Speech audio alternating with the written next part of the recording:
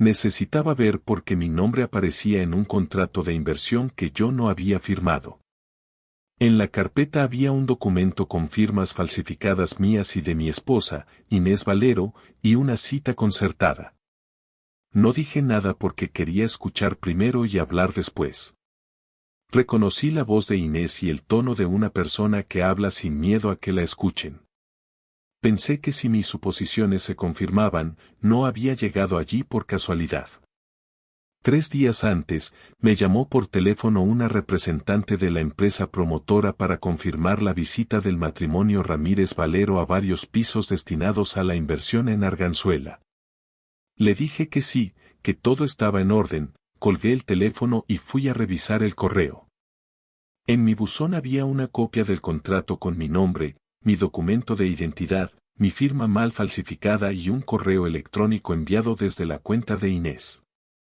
Esa noche, en casa, me dijo que el jueves tendría una reunión interminable y que no podríamos cenar juntos. No pregunté nada, solo memoricé la fecha. Mientras esperaba, volví a revisar el contrato. La hora de la visita coincidía con su supuesta reunión. Firma del asesor inmobiliario Arturo Castel. Inés llevaba varias semanas soltando frases sueltas sobre una idea de inversión que le había contado un amigo que sabía mucho del tema. Nunca le di importancia. Me acerqué a la puerta del pasillo cuando oí la voz de Arturo diciendo algo sobre planes y reservas. La azafata me hizo un gesto amable. Me dijo que si quería podía ver el salón mientras terminaban de revisar un detalle en la habitación del fondo. Le pedí que me dejara solo. Toqué la encimera, miré los enchufes, abrí un armario como si eso importara, y esperé con la mandíbula apretada. Noté el olor a pintura reciente y a plástico de embalaje, y en medio de ese olor reconocí el perfume de Inés, el que usa cuando tiene reuniones importantes. Tenía el estómago encogido y las manos frías. Oí pasos acercándose, la risa de Inés más cerca, y el tono confiado de Arturo hablando de firmar una reserva ese mismo día. Me coloqué en el marco de la puerta, respiré hondo, y decidí no presentarme todavía. Quería saber hasta dónde llegaba el teatro que me habían montado, así que di un rodeo por el pasillo y entré a la habitación contigua al dormitorio principal. Había una pared falsa con un hueco para armario y a través de ese hueco vi sombras moverse. Inés decía que no quería precipitarse y él respondía que no iba a encontrar otra oportunidad igual. La palabra nosotros salió de su boca como si yo no existiera. Noté una presión detrás de los ojos, algo así como el inicio de una migraña, y aún así mantuve la calma. Me acerqué un poco más al hueco para ver sin que me vieran y el móvil vibró en mi bolsillo con un mensaje del trabajo que no miré. Un golpe seco en la puerta principal me hizo girar la cabeza. Alguien más llegaba a la visita. Entonces vi claramente el gesto de Inés junto a la cama, de espaldas, tocándose el pelo nerviosa mientras Arturo le colocaba un plano sobre el colchón sin sábana, y sentí que el piso se me venía encima en silencio mientras levantaba la vista y nuestros ojos casi se cruzaban por primera vez ese día. El descubrimiento fue un puñetazo limpio. No hubo escenas de película ni frases grandilocuentes. Había una cama sin hacer, una carpeta abierta con reservas, y la manera en que Inés apartó la mano de Arturo cuando creyó que alguien podía entrar. En ese gesto vi la historia entera comprimida. Salí de la estancia contigua sin hacer ruido y volví al salón. La azafata los llamó y dijo que el señor Ramírez estaba ya aquí, que podíamos empezar la visita conjunta. Me crucé con ellos en el pasillo. Inés tardó un segundo en reconocerme con cara de trabajo en un lugar donde yo no debía estar. Arturo sonrió de forma automática como sonríe quien quiere cerrar una venta y no sabe aún que se ha metido en un jardín. Le di la mano a Arturo con firmeza y dije mi nombre con la voz estable. Él repitió el suyo. Su apretón era el de un tipo acostumbrado a mover llaves y a medir a la gente por su nervio y su cartera. Inés intentó tomar la iniciativa y hablar de rentabilidades. Yo no le seguí el juego. Pedí ver el dormitorio principal. Entramos los tres. Cerré la puerta con un giro que sonó más fuerte de lo normal. Miré el plano abierto sobre el colchón y toqué con el dedo la esquina donde ponía Señores Ramírez Valero, reserva provisional, firma pendiente. Inés respiró por la nariz, larga, como cuando prepara un discurso. Me pidió que no montara nada. No respondí. Le pregunté si la famosa reunión de equipo era aquí. Miró el suelo. Arturo intentó mediar con un tono profesional, dijo que esas cosas se pueden confundir y que ellos solo estaban revisando una posible inversión en hora de comedor. Le pedí que nos dejara 5 minutos. Se fue con mala gana. En cuanto la puerta se cerró, aquello dejó de ser una visita y pasó a ser una habitación con un colchón y 2 adultos con una realidad encima. Le pedí a Inés que me contara la verdad. No quería adivinanzas. Tenía delante el contrato falso, tenía el perfume, tenía la risa de pasillo y la llave girando. Ella dijo que llevaba semanas hablando con Arturo de números y que quizá había cedido en la forma de contármelo. Le pregunté por qué mi firma estaba en el contrato y por qué un piso piloto era escenario de un plan que yo desconocía. Ahí se le quebró la voz por primera vez. Dijo que todo empezó en una visita para su empresa con el mismo comercial y que él le propuso ver opciones más discretas.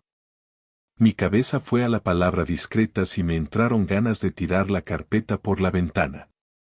No grité. En su lugar, saqué el móvil y le enseñé el correo de la comercial de la promotora con la copia del contrato. Le dije que todo eso me había llegado días atrás y que quise comprobar si me estaba mintiendo. El cuerpo me pedía romper algo, pero me quedé quieto. Me vino a la cabeza la imagen de nosotros un domingo en pijama y la pegué contra el hecho simple de que estaba allí por una falsificación. Ella intentó acercarse. La aparté con el antebrazo, no con violencia sino con distancia. Me pidió que pasáramos la página, que solo había intentado tomar la iniciativa con una inversión que nos aliviaría. Le dije que tomara asiento en la cama y me dijera con cuántas veces se había visto con ese señor y en qué contexto. Se sentó en el borde como si le faltara aire. Dijo que se vieron 2 veces en una cafetería al salir de su trabajo y otra vez en ese mismo piso piloto, supuestamente para ver acabados, y que hablaron demasiado de cosas que no tenían que ver con pisos. No necesitaba detalles, necesitaba la línea clara. Le pregunté si había habido sexo. Tardó más de lo que uno tarda. Ese retraso fue una respuesta en sí misma. Arturo golpeó la puerta para avisar de que tenía otra visita en 10 minutos. Abrí y lo miré sin parpadear. Le dije que todo lo relativo a nosotros estaba cancelado y que me guardaba el contrato con la firma falsa. Intentó hacerse el digno, habló de malentendidos, dijo que no hacía falta ponerse así. Le solté que se metería en un lío si yo decidía mover el documento. Bajó la mirada un segundo, vio el tamaño del problema, y se puso serio. Dijo que no quería problemas y que si había que destruir el documento lo destruía. Respondí que no iba a decidir nada en caliente y que se apartara de la puerta. Inés, detrás de mí, se levantó como si quisiera decir algo y no le saliera. Salimos al salón los 3 sin disimulo. La azafata se hizo pequeña detrás del mostrador. Devolví la carpeta con los planos. Guardé la copia del contrato en mi mochila. Miré a Inés sin pestañear. Le dije que nos íbamos a casa ahora. Ella me siguió con el bolso en la mano y la cara de quien camina hacia una habitación donde faltan los muebles, mientras yo calculaba ya cómo se desmonta una vida en 30 días sin dejar un solo cabo suelto. En el coche, camino de Carabanchel, el aire se cortaba. Yo conducía como quien va a firmar un despido. Inés miraba por la ventana y se tocaba el anillo con el pulgar. No hablamos hasta llegar al portal. Subimos sin mirarnos. Cerré la puerta y dejé la mochila en la mesa del salón. Le pedí que se sentara. Me planté delante con las piernas abiertas para no tambalearme. Necesitaba una lista. Le pedí que cogiera su móvil y me enseñara los mensajes con Arturo, todo lo que hubiera desde el primer día. Dijo que no era necesario. Contesté que era imprescindible. Tras un silencio largo lo desbloqueó y me pasó el móvil. Empecé a leer. Había mensajes con horarios de visita, bromas sobre cafés, emojis que no se usan con un comercial, y fotos de planos, y dos frases que no me gustaron nada. Una, de ella, diciendo que por fin se sentía escuchada. Otra, de él, diciéndole que los dos merecían un sitio propio donde nadie los juzgara. Se me clavó esa frase como una espina. El cuerpo me pedía ir a buscarlo y romperle la sonrisa, pero no soy idiota y no necesito problemas con la ley. Le devolví el móvil a Inés y le pedí que hablara sin adornos. Dijo que lo conoció en una jornada de puertas abiertas, que él la miró como si la entendiera, que todo se fue de las manos. No toleré la palabra manos en esa frase. Le pedí fechas. Dijo hace un mes y medio. Le pedí el número de encuentros a solas.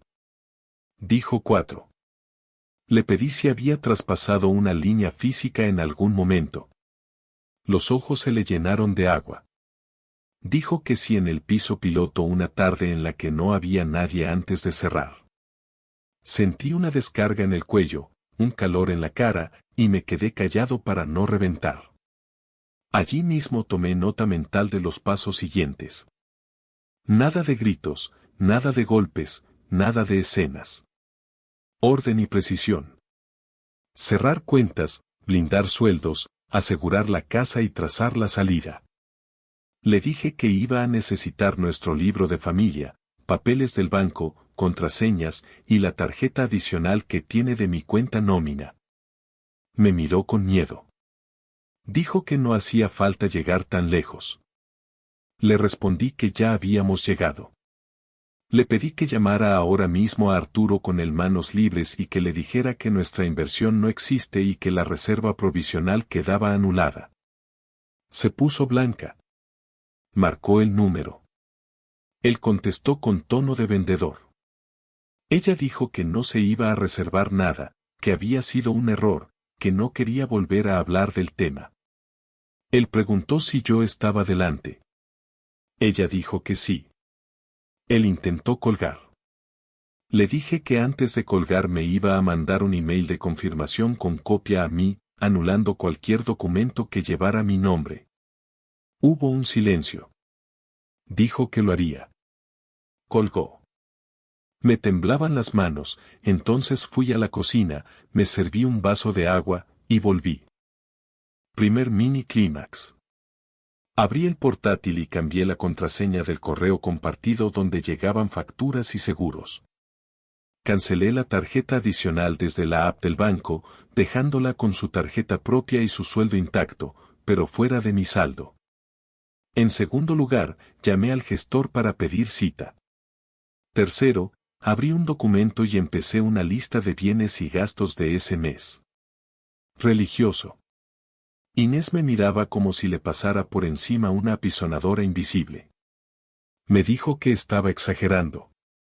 Le dije que no estaba exagerando, que la realidad había cambiado en menos de una hora y que tenía que actuar en consecuencia.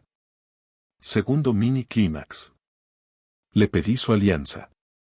La sostuvo en la mano, dudó, y finalmente la dejó sobre la mesa con la cara de alguien que tropieza en llano.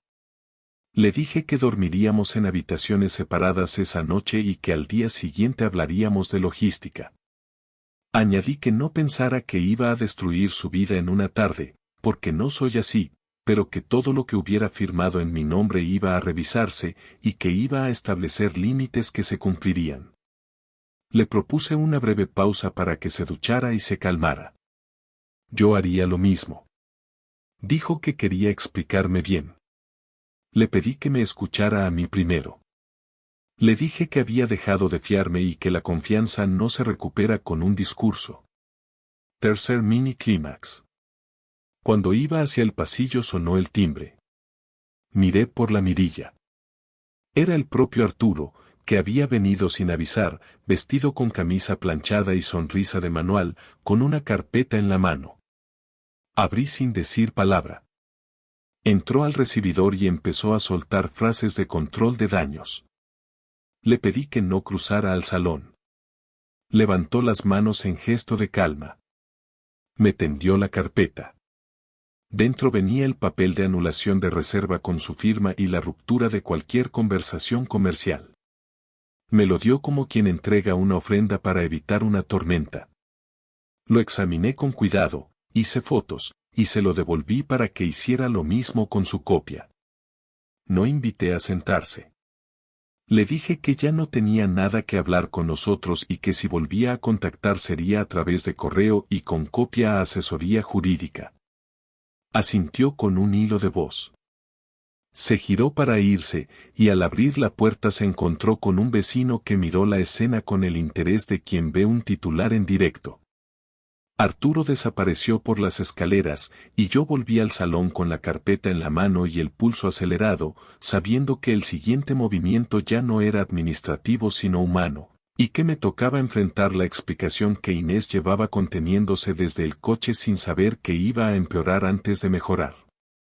La explicación no fue redentora. Fue un inventario. Dijo que se había sentido ignorada cuando yo llevaba meses a tope en el trabajo, que una conversación casual con Arturo le había parecido un alivio, que lo dejó crecer donde no debía crecer. La escuché sin interrumpirla, con los dedos entrelazados muy fuerte para no golpear la mesa. Le pregunté si pensaba cortar de raíz y si estaba dispuesta a firmar un escrito reconociendo la falsificación de mi firma para que no quedaran dudas ante nadie. Dijo que sí. Le dicté el texto, con fecha de hoy, y lo firmó. Hice una foto, la subí a una carpeta que titulé por si acaso, y la envié a mi correo personal. Medida 1. Cerrar la grieta legal. Vino la parte de la venganza, que no era un show sino una respuesta concreta. No quería humillarla en redes ni mandar gracias. Quería poner su traición en un sitio donde pesara de verdad. Abrí el armario del dormitorio y saqué la maleta mediana. Fui al cajón de su ropa interior, conté conjuntos para una semana y los puse dentro con orden. Luego cogí su neceser, su cargador, su pijama, un par de pantalones y 3 camisas de trabajo. Llevé la maleta al recibidor. Ella me miraba sin creerlo. Le dije que iba a quedarse una semana en casa de su hermana Maite en Vallecas para ganar aire, que yo me quedaría en casa con la calma que necesitaba para no decir barbaridades, y que hablaríamos a los 7 días en una cafetería neutral con la lista de condiciones sobre la mesa. No era solo echarla. Era establecer el peso correcto. Le dije además que le retiraba las llaves y que hoy mismo cambiaría el bombín. Lo hice delante de ella. Abrí la caja de herramientas, saqué el cilindro nuevo que compré hace meses cuando un vecino tuvo un susto, y en 10 minutos la puerta tuvo otra llave. Me guardé 2 y le di una a mi hermano Dani por si pasaba algo. Inés sollozaba en silencio. No me detuve. Dejé en la mesa de la entrada un sobre con 100 euros en efectivo para taxis y compras urgentes, un papel con las normas de esa semana, y el número de teléfono de un terapeuta de pareja por si quería pedir cita. No estaba jugando al héroe. Estaba devolviendo el control a mis manos. Añadí un detalle táctil que sabía que dolería sin ser cruel. Entré al dormitorio y retiré nuestra sábana favorita y la funda de los dos. Saqué una sábana lisa cualquiera y rehice la cama solo con mi almohada. No quería su olor esa noche. Fui al baño y cambié su cepillo de dientes de sitio. Lo metí en una bolsa con cremallera. Dejé el mío solo frente al espejo. Pequeñas cosas visibles. Pequeñas cosas que cuentan. Ella, con la maleta a medio cerrar, preguntó si de verdad iba a echarla. Respondí que de verdad iba a poner límites. Volvió a llorar. No moví un músculo. Esto no era una escena para compasión. Era el resultado directo de un acto concreto. Para rematar, hice algo muy de Madrid que no deja huella digital pero deja mensaje. Fui al trastero, subí con la caja marcada recuerdos y la puse sobre la mesa. Abrí y saqué el álbum de boda. Corté con un cúter solo la tapa donde se ve nuestro nombre en dorado. No toqué las fotos. La tapa la guardé en una bolsa de plástico con el papel de la anulación y la confesión firmada. El álbum lo volví a guardar entero. La tapa sola era mi recordatorio de que ahora estaba roto el envase aunque el contenido siguiera ahí. Cada vez que abriera ese cajón lo vería. No soy poeta ni me interesan símbolos, pero necesitaba un objeto concreto que anclara la decisión. Antes de irse, Maite llamó por videollamada y preguntó qué pasaba. Le dije que prefería contarlo en persona cuando Inés llegara. Inés me miró con súplica. Asentí. Podía explicar lo que quisiera. Yo, mientras tanto, mandé un mensaje a Arturo con una frase seca pidiendo confirmación de que no volvería a dirigirse a Inés por ningún canal.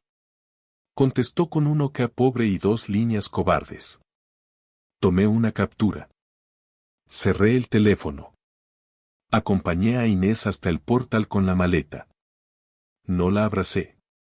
No la insulté.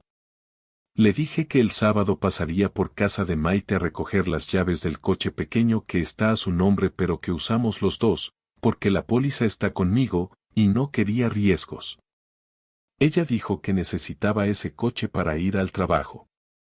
Le ofrecí mi abono de transporte sin drama. Dijo que vale. Salió al calor de media tarde de mayo, con la cara gris, y yo subí por las escaleras paso a paso, sintiendo como cada peldaño era un cierre y a la vez un principio, sin imaginar que la historia todavía me guardaba 2 giros más en esos 7 días que me había dado a mí mismo para decidir. La semana de separación fue un ejercicio de pulso. Trabajé, dormí poco, comí a deshora, hice listas. Fui al gestor con la carpeta por si acaso y le pedí que revisara mis riesgos. Me dijo que el contrato falso me protegía si lo llevaba a una denuncia, pero que pensara en la vía civil antes que en la penal si quería evitar ruido. Anoté. Fui a ver a un abogado de familia recomendado por un compañero.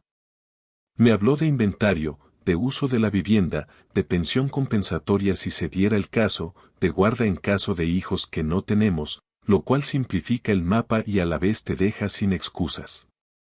Salí de allí con más frío que calor. No hay muchas líneas grises cuando no hay niños de por medio. Tercer día, primer giro. Sonó el timbre. Abrí. Era el padre de Inés, don Ángel, hombre de pocas palabras, con una bolsa de la farmacia en la mano como coartada. Me pidió pasar. Le ofrecí agua. Me dijo sin rodeos que su hija le había contado lo básico y que venía a entender mi plan. Le conté los 7 días, las condiciones en construcción, la idea de ver a una terapeuta. Me escuchó con la seriedad de quien ha pagado hipotecas y despedidas. Me dijo que él no iba a justificar a su hija y que si yo decidía terminar, él no iba a ponerme la zancadilla. No esperaba eso. Me alivió y a la vez me dejó una piedra en el estómago. Me pidió que no hiciera de esto una guerra sucia. Le prometí que no. Antes de irse, me tendió un sobre. Dentro había el contrato de su piso en Cuenca y una nota escrita a mano diciendo que si necesitábamos aire había un techo fuera de la ciudad. No lo usé pero me dio paz saber que existía. Quinto día, segundo giro. Mensaje de un número desconocido. Una mujer que se presentó como Eva, comercial de otra promotora, me escribió para pedirme que por favor avisara si pensaba denunciar a su colega Arturo porque no era la primera vez que se metía en líos personales con clientas. Le respondí que no conocía esa historia y que no quería ser el brazo de nadie. Me dijo que entendía y que solo me pasaba el aviso. Guardé el número. No iba a convertirme en cruzado, pero me dio contexto. El tipo no era un error puntual, era un patrón que yo acababa de pisar. Séptimo día. Café neutral en lavapiés, bar de mesas pequeñas donde nadie escucha a nadie. Inés llegó con ojeras. Yo llevaba un sobre con 2 copias de un acuerdo temporal con puntos claros. 1. Cero contacto con Arturo para siempre. 2. Terapia de pareja semanal durante un mes. 3. Acceso completo a dispositivos durante ese mes y el objetivo era reconstruir, con horario y límites para no convertir la casa en un cuartel. 4. Reparto de gastos por mitades con cuentas separadas desde ya. 5. Un mes de prueba viviendo separados con calendario de visitas a la casa pactadas para recoger cosas. Se lo di. Lo leyó. Dijo que lo firmaba todo salvo el punto 3, que le parecía intrusivo. Le respondí que era el único que me protegía del gaslighting que tanto me temía. Respiró hondo, dijo que pensaría en una alternativa, y me clavó la mirada como quien suplica sin voz. Clímax dentro del clímax. Saqué del sobre una llave. Era la del bombín nuevo. La puse encima de la mesa. Le dije que si firmaba el punto 3 tal cual, esa llave volvía a ser suya hoy y empezábamos la terapia mañana. Si no, teníamos un plan de divorcio civilizado y sin ruido que también estaba redactado en el fondo del sobre y que entraría en vigor en cuanto dijéramos adelante. Estaba cansado de palabras vacías. Necesitaba acciones. Ella miró la llave, miró el papel, y miró mi cara. Lloró sin llanto. Dijo que sí al punto 3. Firmamos los 2 ejemplares. Le di la llave. Me quedé con el papel. Clausura de la reunión con un último giro. Me contó, con más calma que la de casa, que Arturo había insistido en vernos una vez más para despedirse y que ella había dicho que no, pero que él seguía mandando mensajitos sin contenido. Le pedí el móvil. Vi un intento de llamada del día anterior. Le pedí que marcara delante de mí, altavoz, y que lo atajara para cerrar. Lo hizo. Él contestó con voz de perro herido. Ella dijo que esto se había acabado y que no quería ni un mensaje más. Él dijo una frase que me puso las manos en hielo, que no me amenazara con su jefe porque tenía clientes comunes en el barrio y yo no quería que se supieran cosas. Le quité el móvil a Inés y dije en voz clara que cualquier contacto adicional sería puesto en conocimiento de la empresa y, llegado el caso, de la policía por acoso. Colgué. Anoté la hora y el día. No era teatro. Era un aviso serio. Inés temblaba. Pagamos. Salimos. Acordamos vernos al día siguiente en la consulta de la terapeuta. En casa de Maite, esa noche, alguien dejaría en el buzón una carta sin remite con 3 fotos impresas que me cambiarían de golpe el tono del día siguiente, porque lo que yo había visto en el piso piloto no era todo y el sobre anónimo me lo iba a enseñar con una crudeza que ni yo esperaba. Las fotos eran de seguridad del propio edificio de la promotora. 2 entradas y una salida en días distintos, con hora de cierre y sin más gente. En una, se veía a Inés y a Arturo saliendo juntos, con el ascensor marcando las 20:48, mucho más tarde de lo que Inés me había contado. En otra, se veía a Arturo entregándole a Inés un llavero en el garaje. La tercera era la peor, porque se veía una mano de Inés agarrando la muñeca de él en un gesto familiar que ya no podía rebajarse a confusión. Tragué saliva y metí las fotos en el sobre de por si acaso. No hice un drama en el pasillo. Hice una llamada a la terapeuta y le pedí que nos viera media hora antes. Aceptó. La sesión fue áspera. No fui allí a llorar. Fui con una lista. Le conté a la terapeuta, una mujer que llevaba años en esto, los hechos por orden y sin adornos. Ella nos paró cuando nos desviábamos. Nos pidió que dijéramos en voz alta 3 frases. Yo dije 3. No confío en ti. No quiero vivir odiándote. No voy a aguantar otra mentira. Inés dijo las suyas. Me equivoqué. No supe frenar.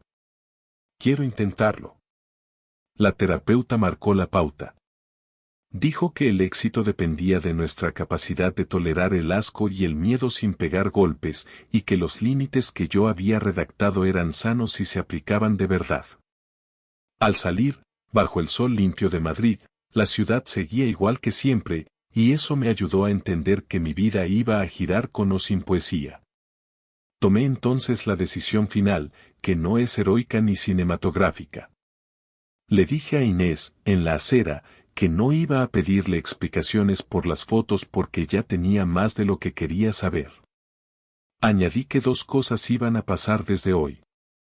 1. Yo me mudaba un mes a un piso de alquiler cerca de mi trabajo para ver si la distancia me hacía pensar sin el ruido del salón, pagándolo yo, sin penalizarla.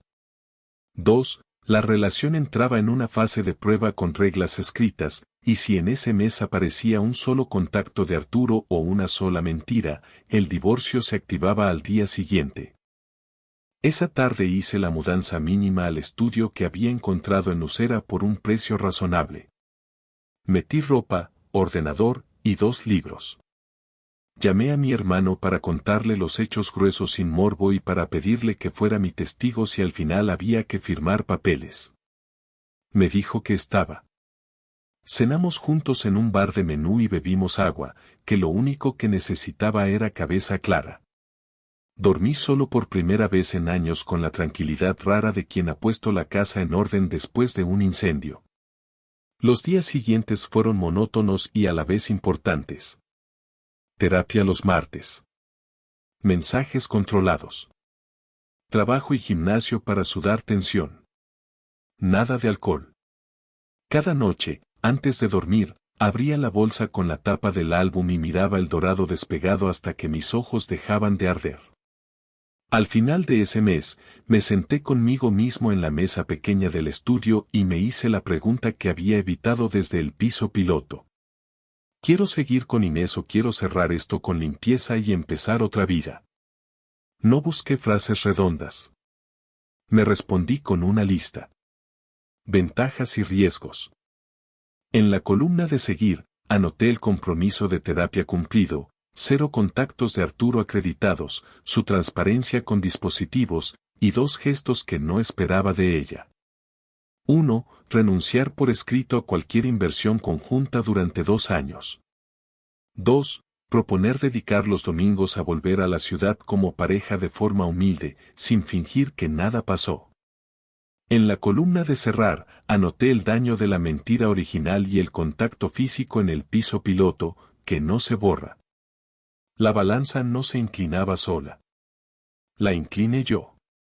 Decidí no divorciarme ese mes, pero sí reestructurar la vida matrimonial como si hubiera un contrato nuevo. Lo llamé en mi cabeza fase de cuarentena extendida. Lo escribí. 3 meses más con cuentas separadas, con calendario de convivencia parcial y con un no rotundo a hijos durante ese periodo porque no se tiene un hijo para tapar agujeros. Acordamos contarlo así a nuestras familias para evitar rumores. Lo aceptó. Guardé el documento en la carpeta por si acaso. El domingo, ya de vuelta en la casa común, hicimos una cena ligera. No brindamos. No celebramos. Solo compartimos la mesa en silencio y nos miramos sin esquivar. Sobre Arturo, hice algo que prometí no hacer salvo que fuera necesario. Envié una carta certificada a su empresa con copia de la anulación y de la confesión de firma falsificada, sin detalle íntimo, solo lo imprescindible, explicando que no queríamos más contacto y que esperábamos se respetara nuestro deseo. Fue mi manera de atar el último cabo suelto. No tengo interés en que un vendedor pierda su trabajo, pero sí en que aprenda a no cruzar líneas con clientas. Nunca supe cómo acabó su historia. No me importa. Mi historia era otra. Cierro aquí. De todo esto saco pocas frases pero muy concretas. No se vende confianza a plazos. No se firma con el nombre de otro ni por amor ni por capricho. La venganza no es solo escupir veneno. A veces es cambiar el bombín, vaciar un cajón, exigir un papel y sostener la mirada sin temblar. Hoy, mientras grabo esto para contártelo tal cual, Inés y yo seguimos en cuarentena extendida. Hay días en los que imagino que esto tiene arreglo y otros en los que miro la tapa del álbum y sé que siempre faltará un borde. No te diré que me hice más fuerte ni que el tiempo lo cura todo.